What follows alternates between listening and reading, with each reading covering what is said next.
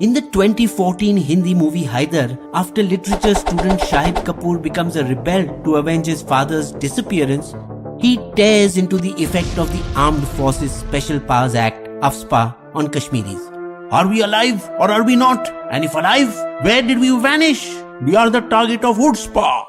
Now, Nagaland's Konyak tribe is also calling for the withdrawal of AFSPA after 15 of their kin were killed in an ambush gone horribly wrong.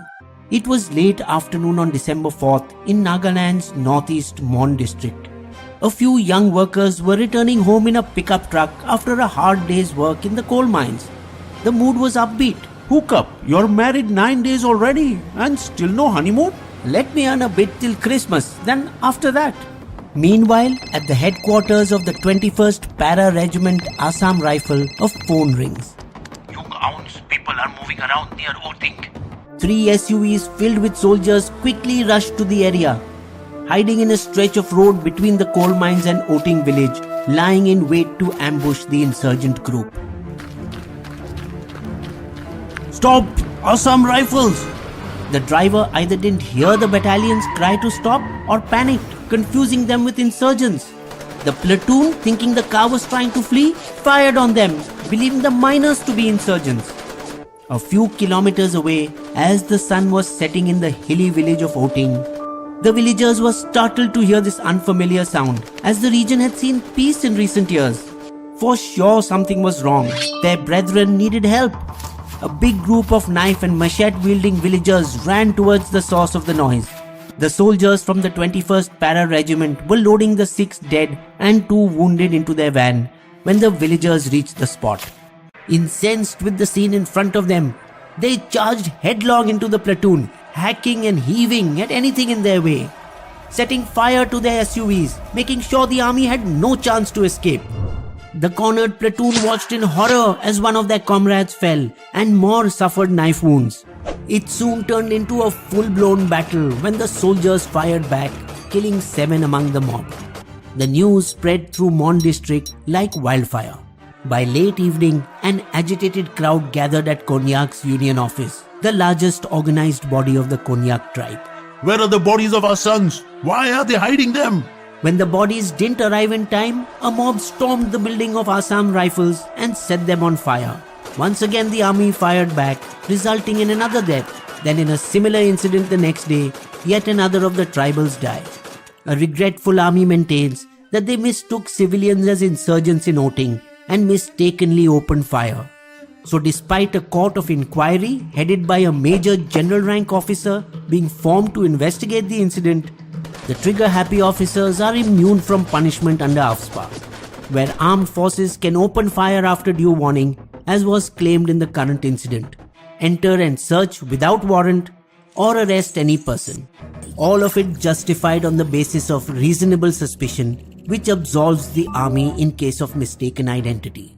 Like many other prohibitive laws that have their roots in British-era law, this one was specifically formulated to quash the 1942 Quit India movement. The abusive powers under this act were first used in independent India by Prime Minister Pandit Nehru in 1958, when he sent armed forces to battle Naga separatists in the then undivided state of Assam, which included present-day Nagaland. To subdue Angami Zapu Phizo, who declared Nagaland an independent state in 1947, but was ignored by both the Indians and the British. Snubbed, in 1952, he assembled an army to fight India and ran a parallel underground government. Neglect of development in the northeast led to increasing demands for autonomy among the many tribes there, after which AFSPA was extended to all of the new northeastern states in 1972. 3 years later, Indira Gandhi convinced many tribals to lay down their arms via the Shillong Accord she signed with the Naga National Council. But a breakaway group, the National Socialist Council of Nagaland, NSCN, apparently supported by China and Myanmar, didn't agree and kept fighting. It took over 20 years before the largest of them, the IM faction, reached a ceasefire with the government, only because of a Herculean effort by the then Prime Minister Deva Gowda, who approached the situation not from the prism of national security but as a political problem. He toured the Northeast for a record 6 days in October 1996 and unilaterally proposed a 6,100 crore package for development. a few months later, in February 1997, flying all the way to the Swiss city of Zurich, hiding his identity with a shawl to meet NSC and IM leaders at a top secret meeting. Deva Gowda arrived in a private vehicle to meet them in a nondescript house. It was a frank negotiation lasting well over 2 hours. Indian government has never helped us. I have already begun by announcing a 6,000 crore development package. Now you have to give me something substantial. Ceasefire it is then. 2 months later, the Deva Gowda government fell. But the next Prime Minister I.K. Gujral followed through and signed a formal agreement with them in August 1997. The truce was always upheld by NSC and IM and Khaplang factions, and the region saw relative peace. Until a faction, NSC and K, ambushed the army in 2015, killing 18 soldiers in Manipur. Many splinter factions and groups emerged over the years, with footprints across states, making it more complicated for governments to negotiate. During the intervening years, Vajpayee in 2003 wooed all the Naga factions. We recognize your unique history and will stop unnecessary violence. The UPA governments did not really go out of their way, meeting them only in Delhi. After the Manipur incident, Modi in 2015 signed a fresh framework agreement with NSC and IM. However, their impractical though long-standing demand for a separate flag and constitution, just like Kashmir's, can be seen as a negotiating tool, as can be their stand for redrawing of state boundaries, uniting Naga tribes in neighboring states for a greater Nagaland. Practically, however, it is likely the government's sharp clampdown on their illegal sources of income that made some factions unhappy.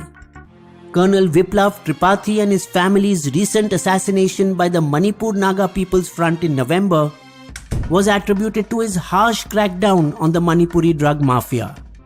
The victims of this tragedy, Nagaland's Konyak tribe, the largest tribal group with a population of roughly 2.5 lakh, making up 14% of Nagaland's tribes, support the 7-member Naga National Political Group who have given up their demand of sovereignty and are anti-NSC and IM. So it will be a big blow for the peace process if they now reject it and go back to the flag, constitution and Greater Nagaland demand. Despite Article 371A protecting Naga culture and land by barring Parliament from making any law without assent of their state assembly, the feeling of alienation among tribes, deep-rooted in its history, is always waiting just below the surface, ready to explode. One solution is putting small northeastern states at par with bigger ones in the Rajya Sabha to make them feel equally important. Presently, it is skewed towards larger populated states, with Uttar Pradesh getting 31 seats and Nagaland 1. Unlike in America, which sends 2 senators from each state irrespective of its population or size. As the framers of the US Constitution believed that this process would cement their ties with the national government. Such is the complicated scenario under which the military has to operate when it is sent to disturbed areas under AFSPA. What was meant to be only a temporary solution, under AFSPA the army can stay for only up to 6 months. It has become a long-term stalemate in the Northeast and Kashmir for over 6 decades now. The army is made to do the policeman's job, both of whom are trained differently. One, shoot to kill invaders, the other, to handle civilians peacefully. Officially, there were less than 100 complaints of human rights violations under AFSPA during a recent 5-year period, though over 1,500 cases of fake encounters are alleged to have taken place in Manipur alone. When the Supreme Court ordered in a 2016 judgment, soldiers cannot get blanket immunity from prosecution under AFSPA. The CBI needs to investigate and report back to court. 700 army officers filed a counter petition in response. Any investigation into the killings under AFSPA will demoralize the army. The judges rebuked them. Armed forces are made of sterner stuff, and this apprehension suggests weakness. But the CBI has dragged its feet, registering only 39 cases, filing 17 charge sheets and closing 15.